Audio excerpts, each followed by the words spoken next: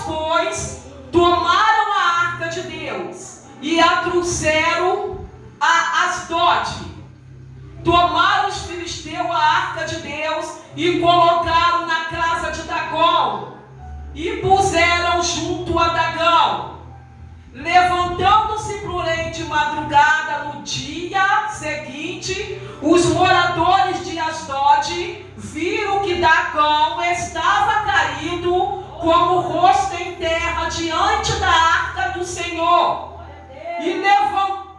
Diante da arca do Senhor. E levantando-se de madrugada no outro dia seguinte, pela manhã, eis que Dagom jazia caído com o rosto em terra diante da arca do Senhor, porém a cabeça de Dagom e as duas mãos estava cortada sobre a celeira da porta, somente o tronco de Dagom ficou.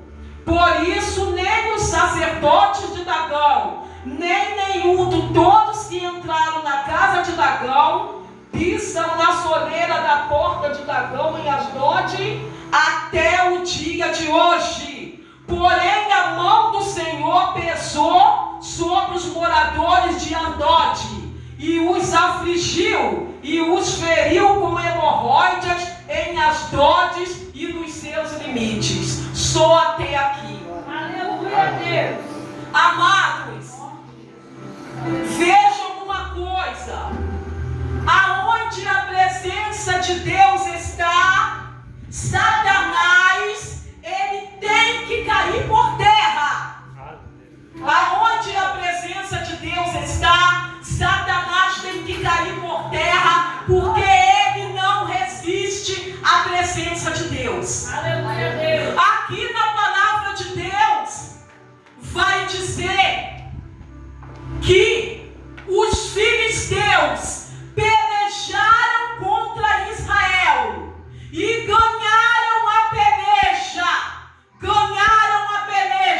Israel perdeu a batalha para os filisteus.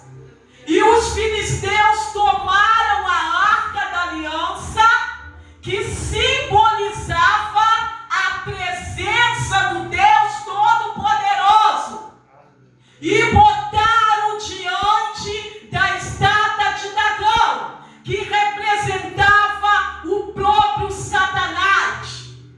Dagom era uma estátua, metade homem, metade peixe, ídolo, idolatria. Os filisteus adoravam a Dagom. Os filisteus já queriam, já planejavam há muito tempo ganhar a peleja contra Israel e tomar a arca da aliança para envergonhar o nosso Deus, para envergonhar o povo de Deus. Mas o nosso Deus ninguém envergonha. Quem pode como o nosso Deus é envergonhado. E foi isso que aconteceu. Para entender melhor essa história, eu volto para trás. Lá em Samuel, ainda bem jovem, falando com Eli, põe ordem, Eli, na sua casa. Porque o Senhor chamou Samuel 3 vezes: Samuel, Samuel, Samuel. Até que Eli falou: Samuel, se te chamar, fala no meu servo novo. E assim foi. O Senhor falou com Samuel para falar para Eli botar a casa em ordem. Está lá na parede. Põe a casa em ordem, Eli, porque os seus filhos estão assim, assim, assim. Eli não pôs a casa em ordem. E o Senhor já havia prometido isso para Eli. E foi por esse motivo que Israel perdeu a batalha. Porque eles estavam carregando a presença de Deus de qualquer maneira. Os filhos de Eli, eles foram a peleja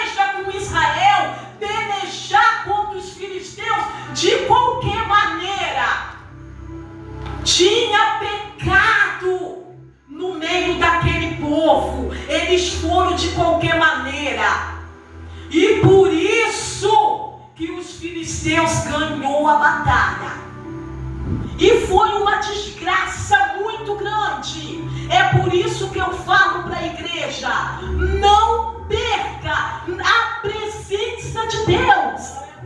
Perca tudo nessa vida, mas não perca a presença de Deus, porque uma desgraceira muito grande no nosso ministério, na nossa família, na nossa comunidade, será se nós perdermos a presença de Deus na nossa vida. Aquele povo, eles estavam de qualquer maneira.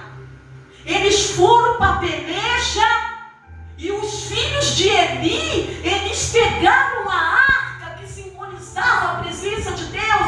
Eles botaram a arca na frente da peleja, mas eles estavam de qualquer maneira. E Deus não aceita ninguém de qualquer maneira. Então por isso eles perderam a batalha. E foi uma desgraça muito grande. Eli, os filhos de Eli morreram no meio daquela peleja. Morreu muita gente. Os filisteus pegaram a arca da aliança, levaram a arca da aliança. E quando vieram dar aquela notícia para Eli, Eli estava sentado numa cadeira, Eli cai para trás, Eli morre porque quebra o pescoço. Olha quanta desgraça! Olha quanta desgraça! Só porque estavam de qualquer maneira, estavam sem a presença de Deus. Eli morre. A nora de Eli, que estava grávida, teve um filho. E ela botou o nome daquela criança de Icabô. Acabou a glória de Deus. Foi-se embora a glória de Deus. Olha quanta desgraça. Mas Deus é Deus de justiça. Aqueles filisteus levaram a arca da aliança e eles zombavam e eles debochavam. Maior é Dagão, maior é Dagão, o Deus é Dagão. O Deus é Dagão, maior é Dagão.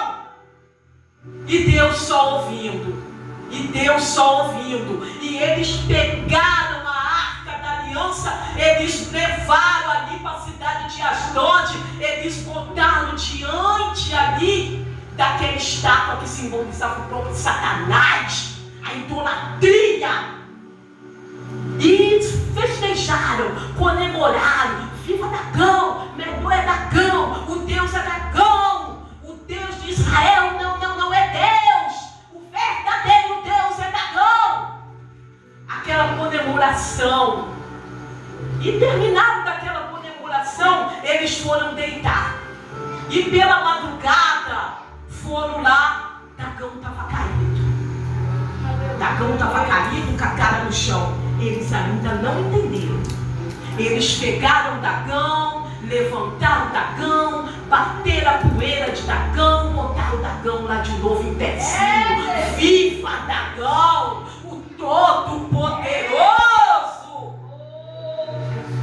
Mas na segunda noite foram de novo descansar. E quando voltaram no outro dia, Dagão caiu por terra. Ele caiu por terra.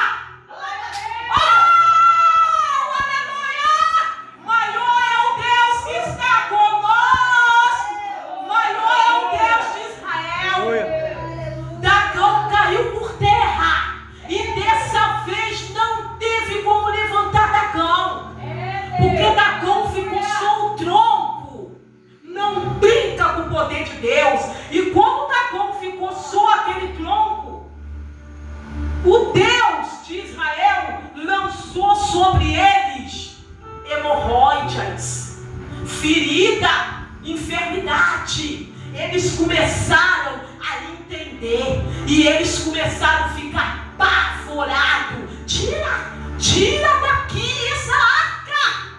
Está trazendo maldição para nós. Tira. E lá vai a arca. Lá vai a arca lá para Gade. Outro lugar. Leva para Gade. Chegou lá em Gade, a mesma coisa. Feriu todo mundo lá com chagas, com hemorroida. Tira daqui, tira. Vai para Eglon. Lá vai a arca para Eglon.